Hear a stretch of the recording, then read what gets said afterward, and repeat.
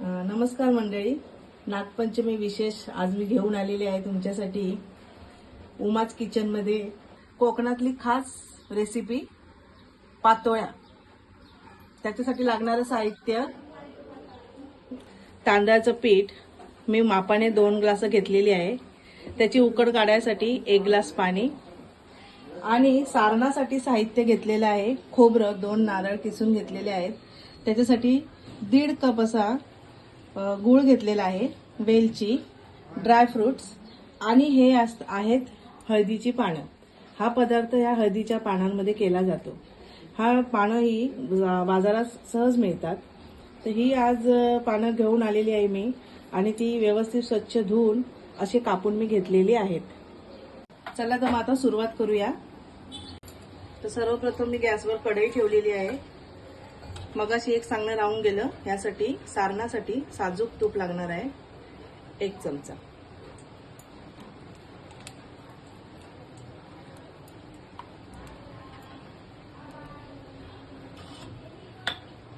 मंद आचेवर हे सारण करायचं आहे।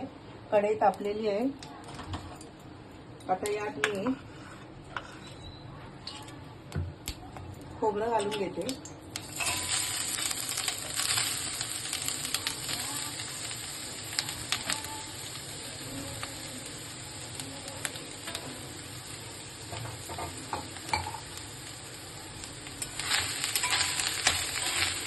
थोडं भाजून घ्यायचं। थोडासा खोबऱ्यातला ओलावा जाण्यापर्यंत भाजायचं। बदललेला आहे। आता यात आपण गूळ घालूया।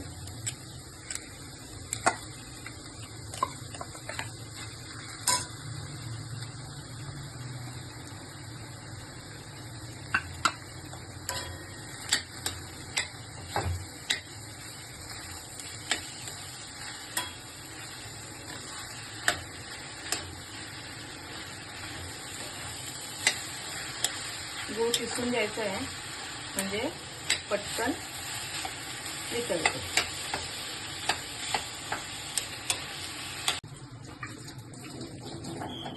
आता आपण यात ड्रायफ्रूट्स घालूया। आवडीनुसार ड्रायफ्रूट घालू शकता, नसेल तर काही हरकत नाही, हे तुम्ही स्किप करू शकता।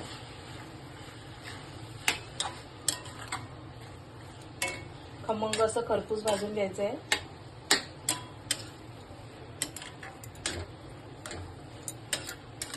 हे भाजतंय तोपर्यंत आपण तिथे पिठासाठी पाणी उकळत ठेवूया। गॅस पेटवून मगाशी घेतलेल्या प्रमाणासारखं 1 ग्लास पाणी मी गरम करत ठेवत आहे। पाणी उकळलं आणि तूप थोडंसं घालून घेऊया। थोडंसं किंचित मीठ। पाण्याला छान उकळी आली आहे, तर गॅस थोडासा मंद करून त्यामध्ये आपण आता 2 ग्लास जे पीठ घेतलंय प्रमाणानुसार ते पीठ आपण त्यात घालूया आणि ते चांगलं फिरवून घेऊया। कोरडं पीठ राहिलं तरी काहीही हरकत नाही।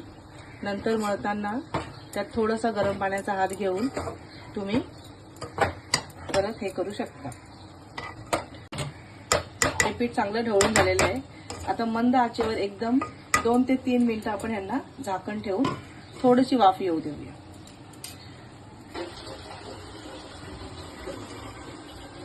पिठाला चांगली वाफ आलेली आहे। गॅस बंद करून घेऊया। खमंग वास सुटलेला आहे। सारणही तयार झालंय। आता यात आपण वेलची पूड टाकूया।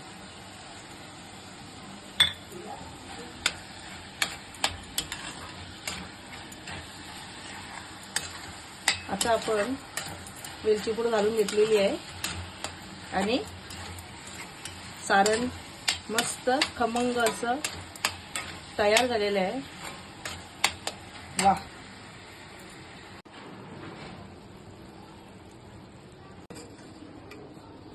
आता हे पीठ आपण परातीत काढून घेऊया।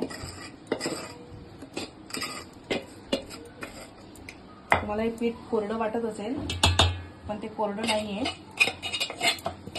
आणि असलं तरी गरम पाण्याचा थोडा हात घेऊन ते पीठ आपण हातात ग्लोव्ज किंवा पिशवी घालून हे पीठ मळायचं आहे, कारण हे पीठ खूप गरम आहे. आता हे पीठ मी छान असं मळून घेतलेलं आहे. मध्येच तेलाचा हात लावून मी पिठाचा गोळा असा छान करून घेतलेला आहे. आता त्यातलाच एक गोळा घेऊन चांगल्या हातावर मळून छानसं हे पीठ लुसलुशीत मस्त असा गोळा तयार झालेला आहे. असं छान करून ही एक पान घ्यायचं, त्याला थोडंसं तेल लावून घ्यायचं आणि त्यावर ही पाती टाकायची.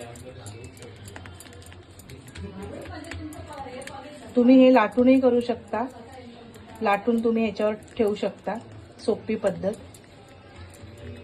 पण ही आमची कोकणातली पद्धत.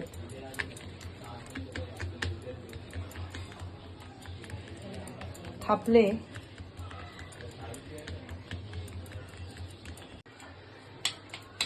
एक चमचा सारण घालून घ्यायचं, चांगलं पसरून घ्या.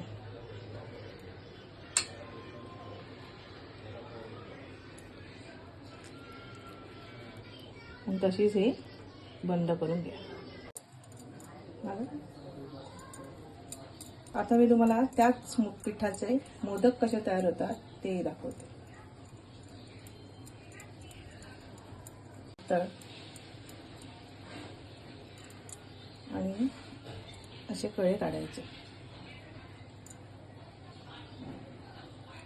आपल्या घरगुती 21 म्हटल्यावर 21च पाऱ्या येत असे नाहीत, पण जेवढ्या जमतील तेवढ्या काढायच्या.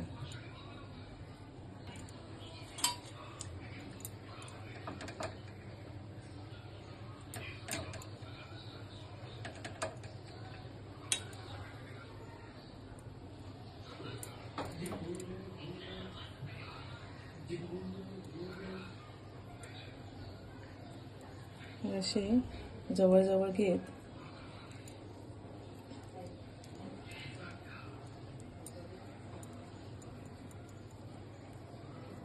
बघा, छान असा मोदक तयार झालेला आहे.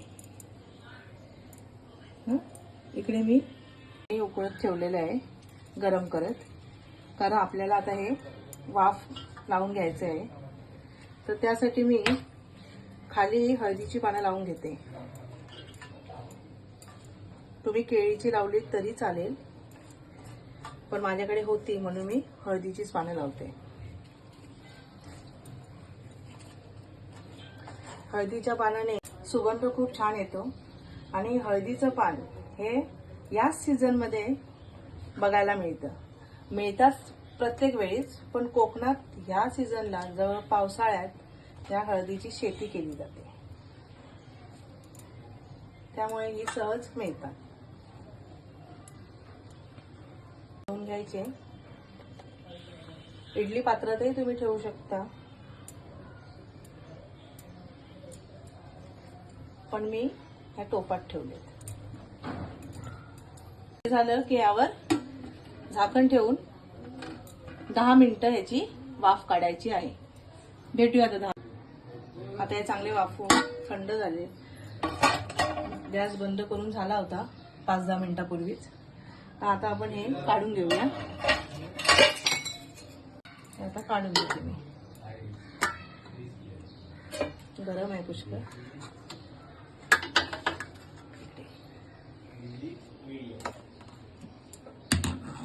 मस्त हळदीचा वास येतोय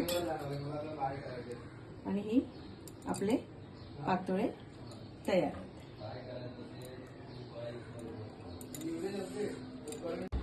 पातोळ्या तयार आहेत, बघू शकता. तोंडाला पाणी येईल असं आहे. कोकणाचा पारंपरिक पदार्थ पातोळ्या तयार आहेत.